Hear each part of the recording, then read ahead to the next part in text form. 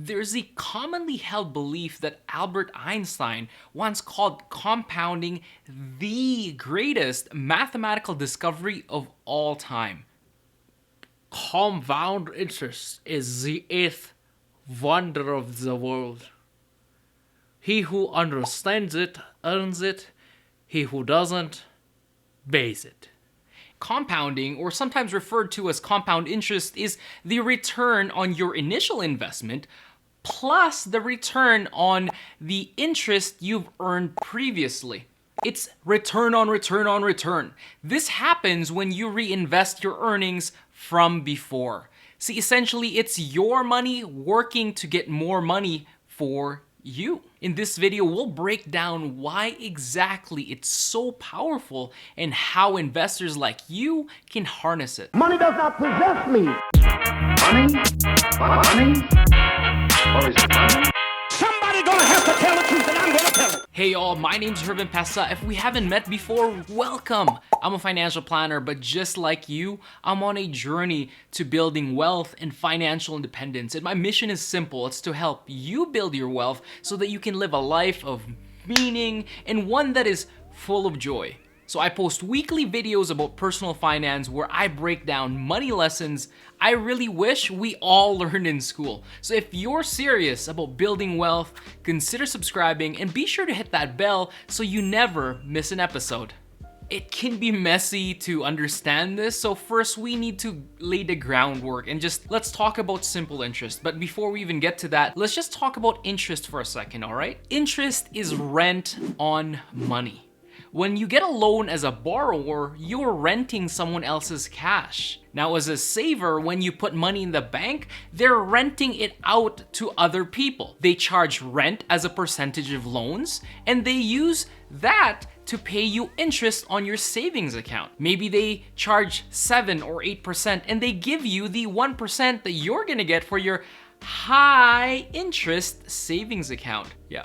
High interest. You normally have to lock in for that interest, otherwise you would get penalized if you took it out sooner.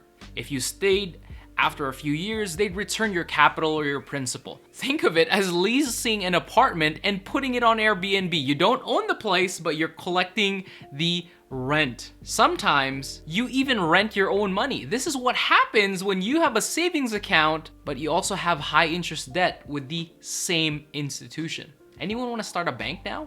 Let's look at simple interest, which is getting returns only on your principal or your original investment. Let's pretend that you wanted to deposit your money in a simple savings account, but you had to lock it in. Because you had to lock it in, it gives you a magical 10% interest, which, by the way, doesn't exist. If you have $1,000 and you put it in this magical mythical bank, you would get 10% or $100 every year for the next 10 years. After 10 years, you would have received $1,000 in interest payments. See, even if you never withdrew the interest earned, at the end of that 10-year period, you would just have $2,000. How does that compare to the more powerful compound interest?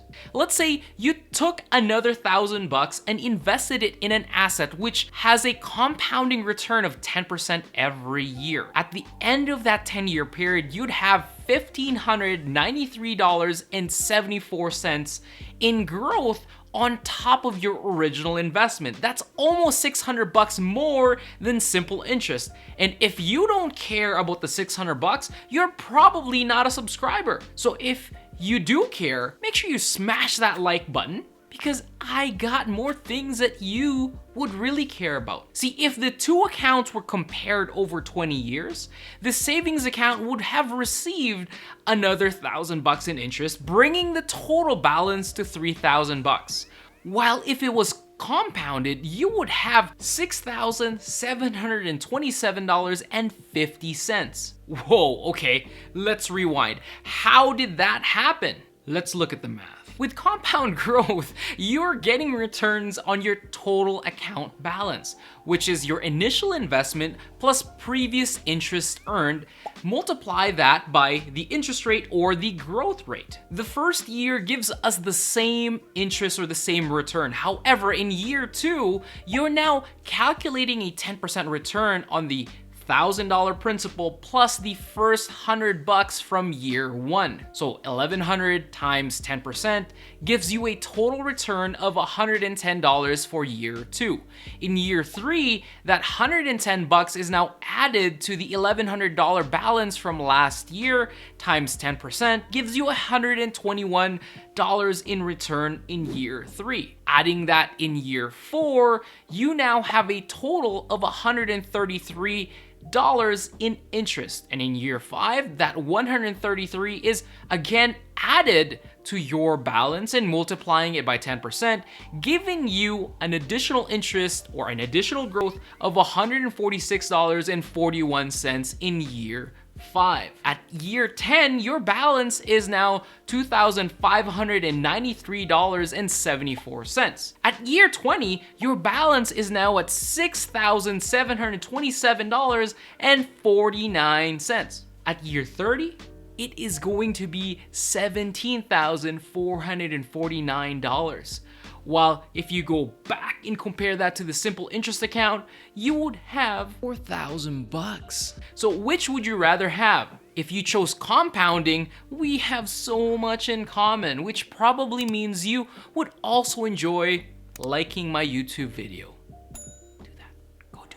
As you can see, the difference between these two scenarios is significant. Compounding growth is indeed an awesome force. Compounding growth works when you reinvest your profits. And I feel like now is a good time to make this distinction, all right? When you invest in stocks or the market or other assets, you're not actually earning interest. What you're doing is you're participating in the growth of the assets that you own. If this keeps on happening and you don't sell the shares or you don't withdraw, you are reinvesting that growth and you are getting compound returns instead of compound interest. As they say, with great power comes great responsibility. I said that too dramatically, but the second part of Einstein's quote is, "He who understands it earns it, and he who doesn't pays it." So now let's look at the dark side of compounding. What if you have debt and it's compounding against you? Let's look at a credit card, for example. The typical entry-level credit card rate is at 19.99%. I mean, they were gonna charge you 20, but they felt generous that day. We've only done annual comparisons for compounding so far, and that's not actually how credit cards work. So let me introduce you to the concept of compounding periods.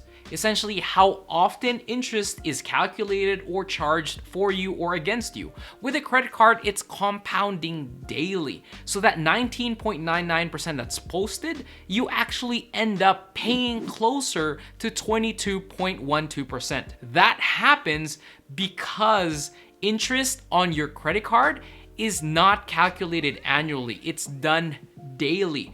The more frequent you compound, the higher the anticipated growth rate will be. So every day that you carry a credit card balance, you're actually paying 0.054% of interest. That's 19.99 divided by 365.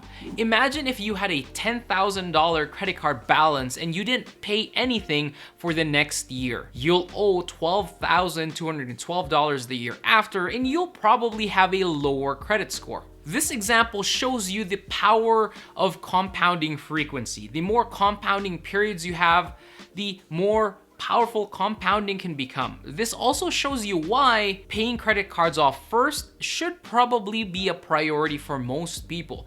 It will give them the most bang for their buck. Instead of investing, you'd be better off paying a credit card. See, the market could potentially get you a 10% return average if you're lucky, but the credit card will bill you a 22% at a guaranteed rate. There's no luck attached to it. You can also take advantage of compounding periods in your life. Have you heard of accelerated weekly or bi-weekly mortgage payments? By doing that, even if you don't increase your total payments by all that much, you theoretically end up paying off your debt sooner. But if you're doing that, I have a better solution, so stay tuned for that video. Alright, so no discussion of Einstein's compounding quote is complete without going over the rule of 72. It's also known as doubling time, because us humans are not great at compounding math. Well, at least I'm not, so I need a shortcut.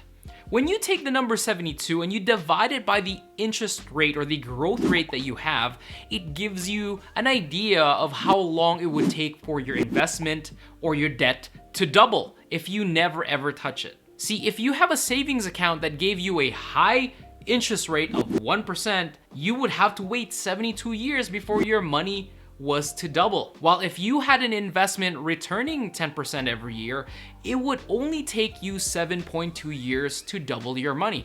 And that may seem too slow, but this is when patience will reward you. Imagine you have $20,000 invested in our hypothetical investment and you never put another dollar in. After 7.2 years, your balance will be at 40,000.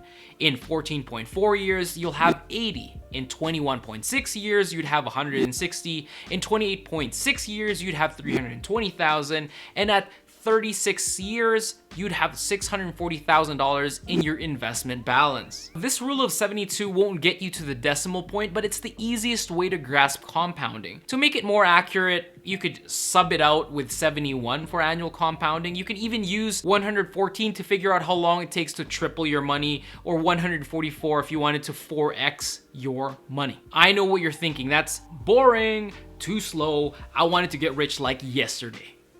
See, time goes by either way. You can either be invested and be taking advantage of compounding growth, or you could be sitting on the sidelines and missing out, and waiting is costing you thousands. Look at that doubling chart again. If you put in an investment when you're 30, you can double that money 5 times before you retire. If you started in your 20s and you dump some money in, that would double 6 times before retirement. Now, if you're a grandma or your grandpa, you could set aside some money for every grandchild, and that money would double maybe 7 times by the time they have grandkids themselves. And if you teach them, they would probably do the same thing for their grandchildren. And this, by the way, is how generational wealth can start. And that's part of my life mission. I'm gonna plant some seeds today so that my children's children can have shade from the sun. See, my parents sacrificed lots migrating to Canada for a better future for me and my family. And the only way that I can really repay them is to do the same for my kids, making sure that I'm setting them up for a good future. If you're thinking, I don't have the money to save right now, I'll just invest when I have the cash. With all due respect, if you spend all your money right now, you'll end up spending all of your income regardless of how much you earn. And that's because saving and investing is a skill. It's a muscle that needs to be flexed and exercised. So you need to learn how to save even at a lower level of income. And it's important that you start sooner than later. And here's a simplified comparison demonstrating the power of saving early for your retirement. I actually got this idea from Brian Preston and Bo Easton. They call it the multiplier effect. This is how I laid this out. I wanted to challenge my brothers so that by the time they're 25, hopefully sooner, I wanted them to be able to set aside $300 a month for their future selves. Maybe even more than that, but let's stick to that 300. So Hugo, Rob, this is for you guys. And for all my young blood that's watching this, this is for you. So let's say you started investing $300 a month without fail when you're 25.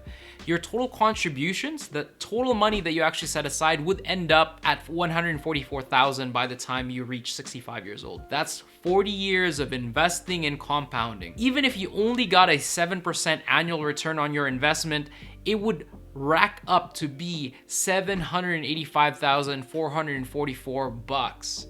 You multiplied every dollar that you deposited by 5.47 times. That's nearly 5.5 times. So what's the cost of waiting then? If you waited until you were 30 to invest, again, the same $144,000 total, you'd have to set aside $343 every month. Just to make it clear, for every example going forward, the total deposits don't change. You're just increasing your monthly deposits to catch up on the lost years. If you started when you're 30, your total retirement fund would end up at $617,504.43. Every dollar you invested got multiplied by 4.29 times. Waiting 5 years cost you nearly $170,000. If you waited until you were 35 just to catch up, you'd have to set aside $400 a month, and your retirement fund would end up at $487,988. Every dollar that you put in got multiplied by 3.39 times. If you procrastinated even more and you waited until you were 40, you'd have to set aside $480 a month to catch up on your missed deposits. Your total at the end of your investing career would end up at $388,834.41. Every dollar that you put in got multiplied by 2.7 times. Our last example is if you waited until 55, you'd need to set aside $1,200 a month. Significant amount of money for most people. Your retirement fund would end up at $207,701.77. Every dollar you invested was multiplied by 1.44 times. See, I know what you're thinking. If you're 25, you probably think that you can't find $300 on your budget to save and invest. But can you start with 50? 100, 150? Please understand that I'm 28, so I'm not too far removed from being the young investor. What you might have to do is just ask yourself, how can I make an extra $300 a month? I actually prefer this instead of slashing. Think of growing. Can you pull in maybe a few extra hours or maybe learn some skills? Set aside some time for a side hustle. You know what? I'll do a video on ways to boost your savings, so stay tuned for that. Bro, if you're thinking $300 is a lot of money to set aside every month, yet you are probably justifying a car payment that's more than that, you gotta look at your priorities. That's all I'm saying. You need to do this not just because the returns are great, but because every year you're not investing, your cash is actually losing about 2% of its value because of inflation. You can also use the rule of 72 to give you the half-life of your cash. Take 72 divided by 2, it'll take 36 years before your money is worth half what it is today. You would end up having to pay twice as much for what you're buying today. Now, don't just save to save either. You need to save and invest it. Here's why. Remember the savings account that we were talking about earlier? Most of those would pay you less than 1% today. But let's be generous. Let's say you can find one that was gonna give you 2% every year. Let's say you have $10,000 to put aside and never look at it until you retire. If you leave that in your savings account, it will take 36 years before that cash doubles. The bank can then take that and earn a 10% return on this deposit. By the time you withdraw, they would have doubled it 5 times. After 36 years, it's worth $320,000. But your savings account doubled at the end of that. You get back your 20, they keep the 300. Whoop-de-doo! But the whole time you felt safe. You probably felt like you were the winner in that situation. Think of that next time you park your money. To wrap up here, I actually want to give you 5 ways to make sure compounding is working for you and not against you. Number 1, be an investor, not a saver. As you've seen, saving alone will not be enough to take advantage of the true power of compounding. Number 2, the sooner you start, the more time you have and the better off you'll be. Go back to that explanation about the 25-year-old starting to invest. If you don't believe me, I know another physicist who will back me up. Not just Einstein. Ain't that right, Dr. Brown?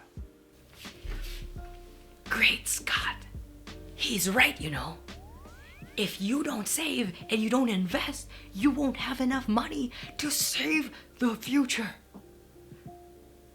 The world depends on you. Number 3, stay in the game. Missing out on some of the best market runs can mean missing out on hundreds of thousands of dollars over your lifetime. One of the best ways to stay invested is by making sure you're properly diversified and that your portfolio matches your risk tolerance, aka your staying power. Number 4, don't time the market. Don't time the market. Don't time the market. See, if you wanted to do that, you might have the skill to do it, but the average person does not. The thing is, if you wanted to do it, you have to be right twice. You need to know when to buy and when to sell. Number 5, don't let taxes and fees erode your total investment returns. I'll have to do a follow-up video breaking these tips down, so check it as Compounding Returns Part 2. People that look up information like this are either finance nerds, other advisors looking for material to send their clients, or parents trying to teach their kids something about money. If that happens to be you and you feel like this is valuable, please share it with someone who could benefit from it, especially new investors, younger investors, and new Canadians who unfortunately don't really have a ton of people they can ask about these things. So for more money lessons, check the following video here or here. You can also look at the description below to watch the Financial Fundamental series, where I dive deeper into what investors should know when they're getting started. Even as a seasoned investor, you may pick up a thing or two, or at least validate some of your own ideas. Until next time, take control, be aware. Love you all. Peace out.